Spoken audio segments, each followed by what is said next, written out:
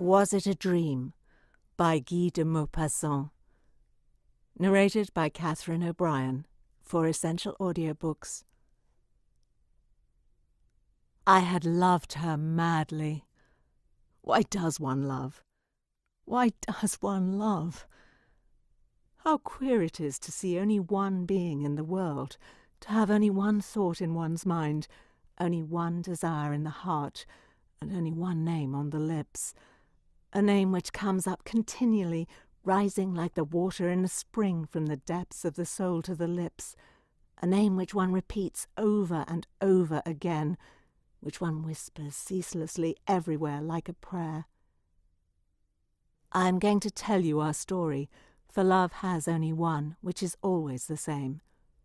I met her and lived on her tenderness, on her caresses, in her arms, in her dresses, on her words, so completely wrapped up, bound and absorbed in everything which came from her that I no longer cared whether it was day or night, or whether I was dead or alive on this old earth of ours.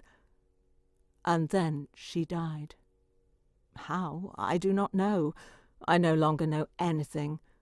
But one evening she came home wet, for it was raining heavily, and the next day she coughed.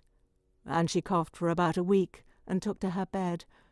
What happened I do not remember now, but doctors came, wrote, and went away. Medicines were brought, and some women made her drink them. Her hands were hot, her forehead was burning, and her eyes were bright and sad. When I spoke to her she answered me, but I do not remember what we said. I have forgotten everything, everything, everything. She died, and I very well remember her slight, feeble sigh. The nurse said, "Ah," and I understood. I understood. I knew nothing more, nothing. I saw a priest who said, "Your mistress?" And it seemed to me as if he were insulting her. As she was dead, nobody had the right to say that any longer, and I turned him out.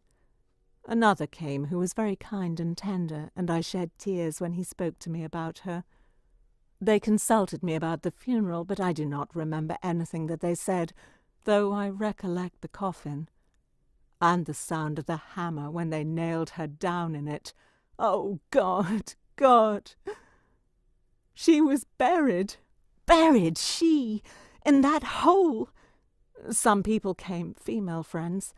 I made my escape and ran away.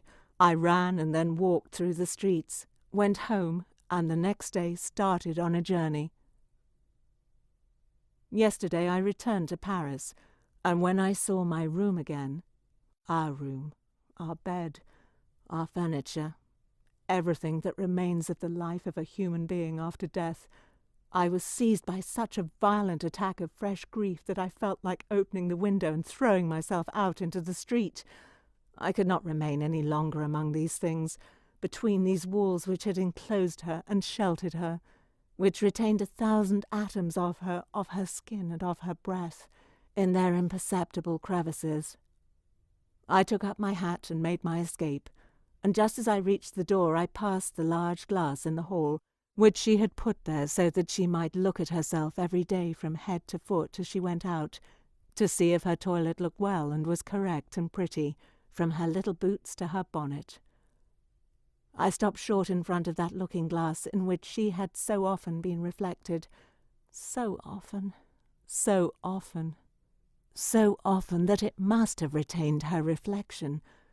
I was standing there trembling, with my eyes fixed on the glass, on that flat, profound, empty glass, which had contained her entirely, and had possessed her as much as my passionate looks had. I felt as if I loved that glass. I touched it. It was cold. Oh, the recollection! Sorrowful mirror, burning mirror, horrible mirror, to make men suffer such torments! Happy is the man whose heart forgets everything that it has contained, everything that has passed before it, everything that has looked at itself in it or has been reflected in its affection, in its love. How I suffer! I went out without knowing it, without wishing it, and towards the cemetery. I found her simple grave, a white marble cross with these few words: "She loved, was loved, and died." She is there below, decayed. How horrible! I sobbed with my forehead on the ground, and I stopped there for a long time. Then I saw that it was getting dark, and a strange, mad wish, the wish of a despairing lover, seized me. I wished to pass the night, the last night, in weeping on her grave. But I should be seen and driven out. How was I to manage? I was cunning, and got up and began to roam about that city of the dead. I walked and walked. How small this city is in comparison with the other, the city in which we live. And yet how much more numerous the dead are than the living. We need high houses, wide streets, and much room for the 4 generations which see the daylight at the same time, drink water from the spring and wine from the vines, and eat bread from the plains. And for all the generations of the dead, for all that ladder of humanity that has descended down to us, there is scarcely anything. Scarcely anything. The earth takes them back, and oblivion effaces them. Adieu. At the end of the cemetery I suddenly perceived that I was in the oldest part, where those who had been dead a long time are mingling with the soil, where the crosses themselves are decayed, where possibly newcomers will be put tomorrow.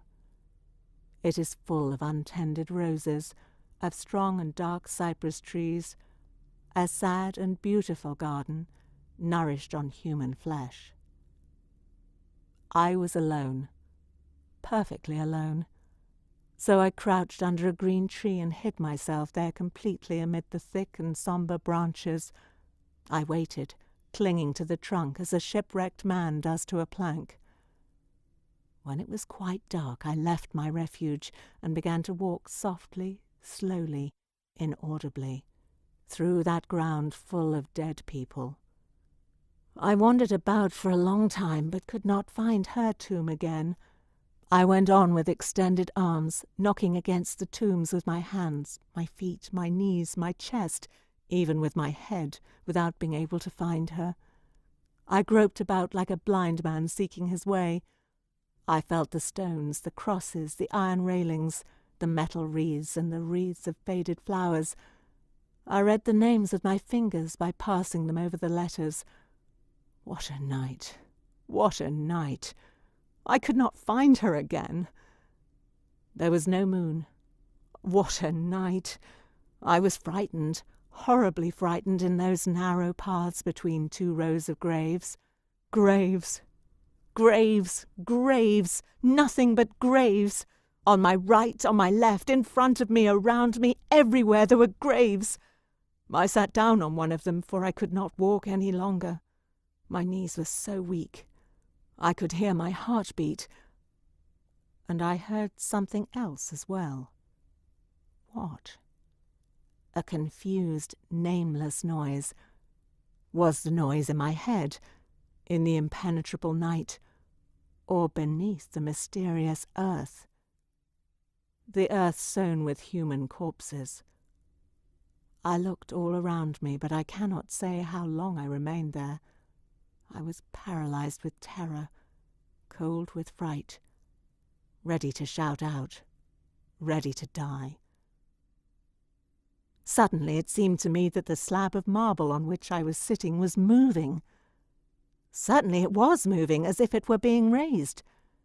With a bound I sprang onto the neighbouring tomb, and I saw, yes, I distinctly saw the stone which I had just quitted rise upright.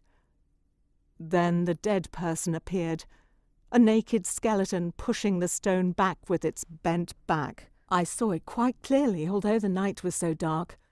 On the cross I could read, "Here lies Jacques Olivant, who died at the age of 51. He loved his family, was kind and honourable, and died in the grace of the Lord." The dead man also read what was inscribed on the tombstone. Then he picked up a stone off the path, a little pointed stone, and began to scrape the letters carefully. He slowly effaced them, and with the hollows of his eyes he looked at the place where they had been engraved.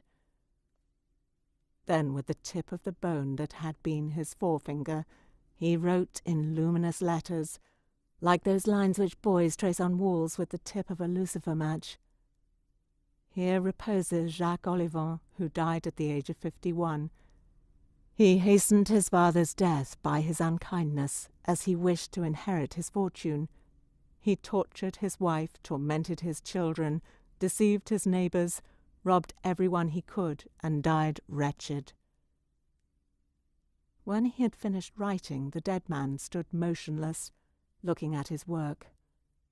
On turning around, I saw that all the graves were open, that all the dead bodies had emerged from them, and that all had effaced the lines inscribed on the gravestones by their relations, substituting the truth instead. And I saw that all had been the tormentors of their neighbours, malicious, dishonest hypocrites, liars, rogues, envious, that they had stolen, deceived, performed every disgraceful, every abominable action.